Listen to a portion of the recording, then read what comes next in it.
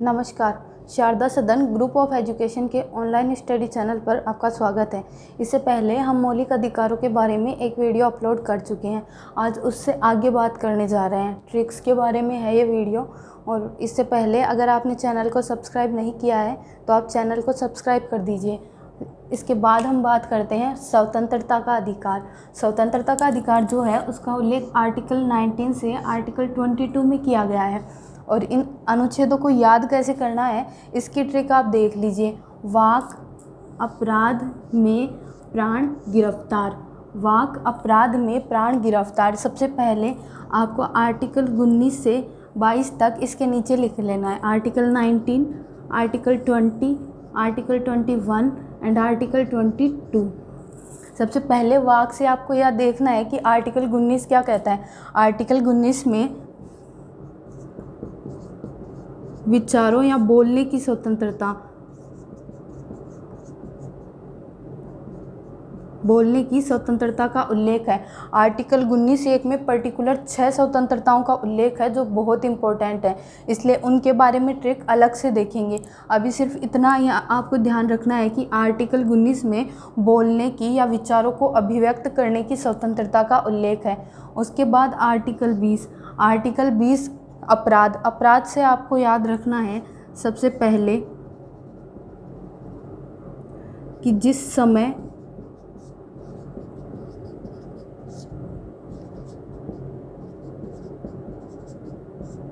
अपराध किया जाए, जिस समय अपराध किया जाए उसी समय के कानून के अनुसार दंड मिलेगा। उसी समय के कानून के अनुसार दंड।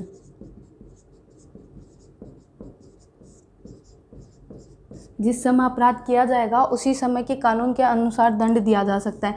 अपराध से आपको दूसरी बात ये याद रखनी है कि किसी भी व्यक्ति को अपराध स्वीकार करने के लिए बाध्य नहीं कर सकते।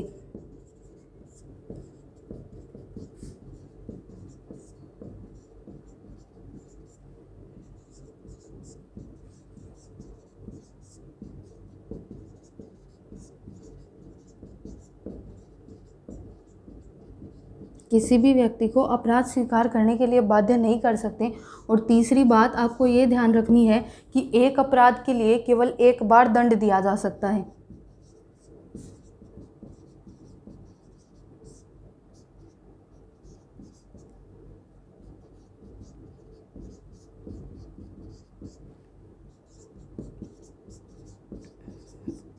एक अपराध के लिए दो अनुच्छेदों में क्या है, पहले में बोलने की स्वतंत्रता है, विचारों की अभिव्यक्ति की स्वतंत्रता। आर्टिकल 20 में क्या है, जिस समय अपराध किया जाएगा ना उसी समय के कानून के अनुसार दंड दिया जा सकता है। अपराध स्वीकार करने के लिए बाध्य नहीं कर सकते और एक अपराध के लिए एक ही बार दंड दिया जा सकता है। इस आर्टिकल को आधार बनाकर अपराध स्वीकार करने के लिए बाध्य नहीं कर सकते। सैलवी बनाम कर्नाटक राज्य। सैलवी बनाम कर्नाटक राज्य 2010 के मामले में लाई डिटेक्टर, ब्रेन मैपिंग और नार्को टेस्ट पर रोक लगा दी गई थी। इसी अनुच्छेद को आधार बनाया गया था सैलवी बनाम कर्नाटक राज्य 2010 के मामले में, और लाई डिटेक्टर, ब्रेन मैपिंग और नार्को टेस्ट पर रोक लगा दी गई थी। हालांकि महिलाओं के खिलाफ अपराध और देश के खिलाफ अपराध में इस प्रकार के टेस्ट किए जा सकते हैं। उसके बाद है आर्टिकल 21। आर्टिकल 21 प्राण व दैहिक स्वतंत्रता। प्राण व दैहिक स्वतंत्रता। आर्टिकल 21 में प्राण व दैहिक स्वतंत्रता का उल्लेख है। उसके बाद आता है आर्टिकल 22। आर्टिकल 22। आर्टिकल 22 को प्राण व दैहिक स्वतंत्रता, प्राण व दैहिक स्वतंत्रता का उल्लेख आर्टिकल 21 में है। आर्टिकल 22 में किन किन बातों का उल्लेख है आप देख लीजिए।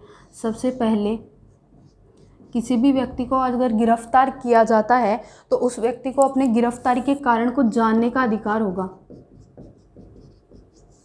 गिरफ्तारी के कारण को जानने का अधिकार। गिरफ्तारी के कारण को जानने का अधिकार होगा। ये आर्टिकल ये कहता है कि किसी व्यक्ति को अगर गिरफ्तार किया जाता है तो उसको अपनी गिरफ्तारी के कारण को जानने का अधिकार होगा। उसके अलावा अपनी गिरफ्तारी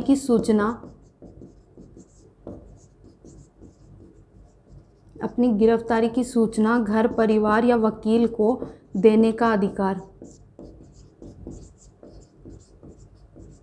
अपनी गिरफ्तारी की सूचना घर, परिवार या वकील को देने का अधिकार होगा। और सबसे बड़ी बात तीसरी जो है वो ये है कि 24 घंटे के अंतर्गत मजिस्ट्रेट के समक्ष पेश होने का अधिकार होगा।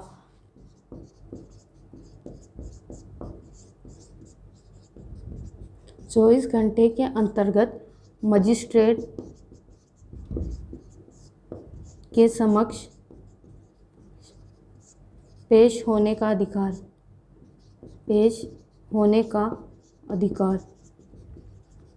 24 घंटे के अंदर मजिस्ट्रेट के समक्ष पेश होने का अधिकार होगा। हालांकि 24 घंटे में यात्रा का समय शामिल नहीं किया जाता है। आप दोबारा एक बार देख लीजिए। वाक अपराध में प्राण गिरफ्तार, वाक से बोलने की या विचारों की स्वतंत्रता का उल्लेख है। उसके बाद आर्टिकल 20 में यह है कि जिस समय अपराध किया जाएगा ना, उसी समय के कानून के अनुसार दंड दिया जा सकता है और अपराध स्वीकार करने के लिए बाध्य नहीं कर सकते। एक अपराध के लिए केवल एक बार दंड दे सकते हैं। आर्टिकल 21 प्राण व दैहिक स्वतंत्रता का उल्लेख करता है। और आर्टिकल 22 गिरफ्तारी के कारण को जानने का अधिकार है। गिरफ्तारी की सूचना घर, परिवार, वकील को देने का अधिकार है। और 24 घंटे के अंतर्गत मजिस्ट्रेट के समक्ष पेश होने का अधिकार है। अगर आप इसका स्क्रीनशॉट लेना चाहते हैं तो ले सकते हैं। उसके बाद हम बात करेंगे आर्टिकल 19(1) में जो 6 स्वतंत्रताएं दी गई हैं उनके बारे में।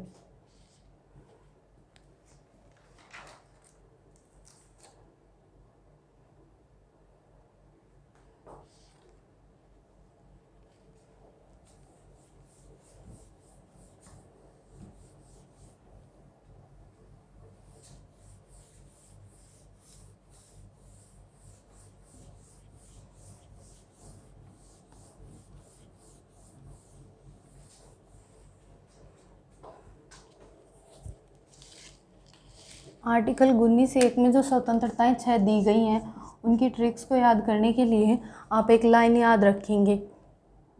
विष्णु सपत्नी भारत भ्रमण के लिए आए। विष्णु सपत्नी भारत भ्रमण के लिए आए।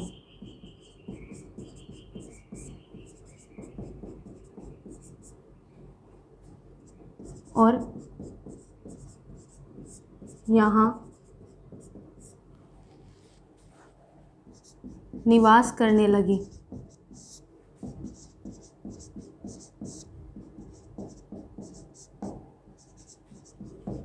उनकी संपत्ति की स्वतंत्रता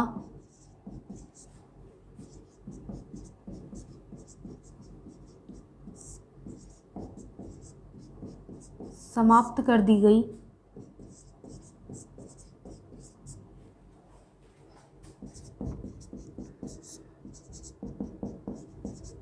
और रोजगार की स्वतंत्रता दी गई।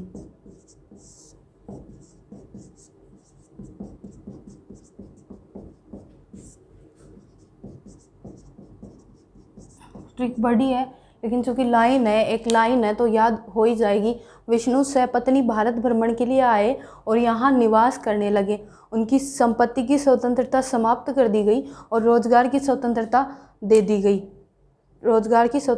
गई। वैसे विष्णु जो है ना वो ऐसे लिखते हैं, लेकिन ये ट्रिक है और ट्रिक में विष्णु आपको ऐसे ही लिखना है। सबसे पहले वी।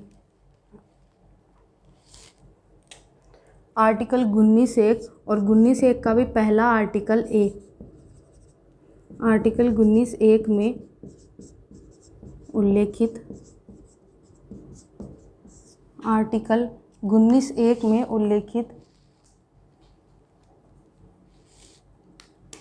6 स्वतंत्रताएं। आर्टिकल 19(1) में उल्लेखित 6 स्वतंत्रताएं। सबसे पहले ए 19(1) ए क्या कहता है? वी से आपको याद रखना है विचारों व अभिव्यक्ति की स्वतंत्रता। विचारों व अभिव्यक्ति की स्वतंत्रता। विचारों व अभिव्यक्ति की स्वतंत्रता 19(1)(a) में है विचारों व अभिव्यक्ति की स्वतंत्रता। उसके बाद क्षणों से आपको याद रखना है शांतिपूर्ण सम्मेलन की स्वतंत्रता।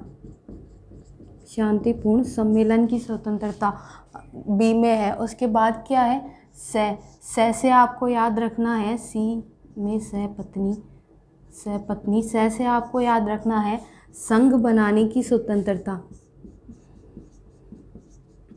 संघ बनाने की स्वतंत्रता। संघ बनाने की स्वतंत्रता। उसके बाद भारत भ्रमण।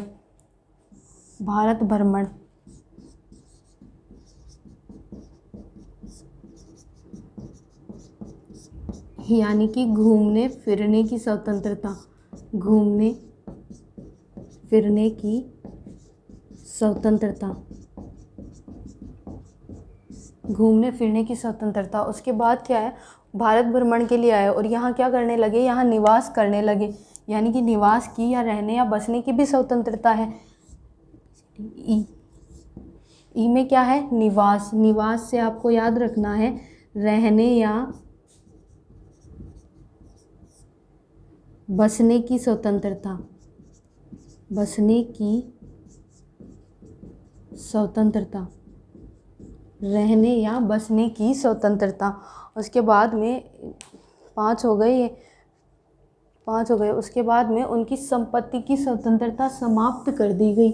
यानी जो एफ था ना, एफ में संपत्ति की स्वतंत्रता का उल्लेख पहले था, लेकिन संपत्ति की स्वतंत्रता समाप्त कर दी गई।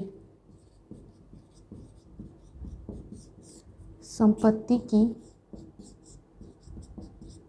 स्वतंत्रता समाप्त। अब वर्तमान में ये स्वतंत्रता नहीं है। 44th अमेंडमेंट 1978 से ये स्वतंत्रता समाप्त कर दी गई थी। 44वां संविधान संशोधन 1978 संपत्ति की स्वतंत्रता इस अनुच्छेद से समाप्त की गई 19(1)(f) से। और जो संपत्ति का अधिकार था ना, वो आर्टिकल 31 से समाप्त किया गया। उसके बाद में लास्ट आता है रोजगार। संपत्ति की स्वतंत्रता समाप्त कर दी और रोजगार की स्वतंत्रता दे दी। तो जी से आपको याद रखना है रोजगार, और रोजगार से आपको याद रखना है व्यापार की स्वतंत्रता। व्यापार की स्वतंत्रता। व्यापार की स्वतंत्रता। अच्छा, एक बार दोबारा देख लीजिए। वी से विचारों व अभिव्यक्ति की स्वतंत्रता। क्षणों से शांतिपूर्ण सम्मेलन करने की स्वतंत्रता। से सहपत्नी से संघ बनाने की स्वतंत्रता। भारत भ्रमण से घूमने फिरने की स्वतंत्रता। निवास से रहने या बसने की स्वतंत्रता। और संपत्ति का जो अधिकार है वो तो समाप्ति कर दिया गया। संपत्ति की स्वतंत्रता समाप्त कर दी गई इस अनुच्छेद से। तो अब वर्तमान में 6 ही है, पहले 7 थी। रोजगार यानी कि व्यापार करने की स्वतंत्रता। इसके बाद के जो मौलिक अधिकार हैं 3 जो बाकी हैं वो अपन कल देखेंगे, अगली वीडियो में देखेंगे। धन्यवाद।